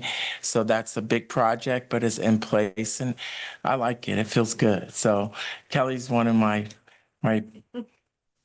my trials. Your guinea I'll pig? call it that. Your guinea pig? I wasn't saying it. You can say it, but I'm not saying it. He's one of my trials is what I'll say. You can say it all you want. But it was kind of fun to do that and see it come to a nice close and what it's going to look like, because we really need to take time out to introduce to the city so they get the full effect of, you know, what it's going to take to be a part of such a great city, in my opinion. Forget about what you heard. Let's get to work, right? So if we show that in presentation, in our onboarding and processing from day one, there's no narrative that could destroy what was just presented because it's clear. Working with that, there's a lot of policy revisions that are being looked at and reviewed, even down to the employee handbook. There's just some things, we don't want to say that they're wrong, but it's time to upgrade because Sunnyside deserves it. So we're going to put the time in to start revising policies, procedures, and presentations that really gives the sunshine that Sunnyside promotes. So we're busy, and then working with all the other departments. We don't want to get into all that, but anything you want to know or you want to set a meeting about how the processes are coming into play, they're fun, but they're innovative and they're brand new. And so stop by, see me, set a meeting. I can show you all that good stuff. So I appreciate it. Thank you. Thank you, sir. Oh, Mr. Brown, just to chime in on that, I think another great thing, maybe just to plant some seeds very quickly, I'll be super fast, is an onboarding process for new council members and those who are new to any of our boards, committees, commissions, in order to really set them up for success. I think what we've been experiencing in the past is that we have board members or even board chairs or people within the committees that really don't know the goals or the objectives or what the role is. So I think that's another thing that we should definitely consider looking into so very good. No, I like it. And it's kind of on the list, but it's over here. Yeah, so route towards success. But it's good. I mean, once we really build a team that we need, that is going to be so helpful even to council members. So it's kind of all in the package. I haven't packaged it so tight yet to present to city manager, but I've been dropping nuggets and everybody's smiling. So something's working. So when it's all completed, you all will get to take a look at it. So that's a part of it too. Thank you. Awesome. Looking forward to it. Very good to see that. Vanessa. I don't have a lot of updates other than it's going to be a full court day tomorrow. So we've got 40 arraignments scheduled for the morning session and then about 80 pretrials scheduled for the afternoon. On our Thursday infraction docket, we've only got 16 this week. So that's all I've got for now. Thank you. Wow. All right. So you won't be bored. All right, Jafet. I don't have much exciting to report, just, working to keep everybody going and, new employees and having everybody set up. Thank you, Jafet. Thanks. Yeah, we count on you as council members just to keep us getting onto our laptops because those passwords expire with alarming regularity. Once a week. Feels like it, doesn't it? Yeah. Mr. Mayor, I did want to just interject and we gave some accolades earlier, but the key that turns that ignition is this guy right here. So I do want to tell him thank you because even as of current today, he is a lone ranger right now in his department. So others have left and went on to do other great things. But, it's when you're working in government, there's just things you got to work out before you can do what you need to do. So we're doing the work to make sure he gets not only a candidate, but he gets the right candidate that's going to support him in what he's doing. So I thank everyone for being patient. And as an HR person, to see the Lone Ranger is scary. And he's by himself. So it's called a help ticket. I'm asking for those because they're going to run across my desk as well. So put in a help ticket. He's very attentive to those. And then we work together to make sure that staff have what they need. So the help ticket really means help. You're supposed to laugh at this point. I should- You. I think I need to fill out one because I was just there on Friday. So Well, don't let me forget to do no offense, Counselor. I think you just need to keep one on Probably on file, yeah. Repeat. Every time I talk to you, you've got another issue with your I computer. know it. All right. Well, thank you, everybody, for your reports. It is helpful for us to, we get to read it, but the community members of the audience don't necessarily always read the reports. They are available to the public anytime you want to get on the website. And once the agenda is published, it's published for everybody. It's not just us. We don't have special access to any of that beyond what any of you guys have. So, but yeah, it's good for you guys to hear that as well. All right. And Mr. City Manager, do you have anything you want to add to? No, sir. Thank you. All right. Well, then the last thing is yesterday was Palm Sunday, which means this is in Latin America when I used to live in the Dominican Republic and with the biggest weeks of the year, Semana Santa, Holy Week. And so all of you who celebrate Easter and all the events that go along with that, I wish you the best of Easter. I know I'm looking forward to my daughter and her family coming home for the weekend, and it's just going to be fantastic to spend more time with family. So I wish you all the best with that. If there's no further business come before council, and if there's no objection, we are adjourned. Thank you very much, everyone.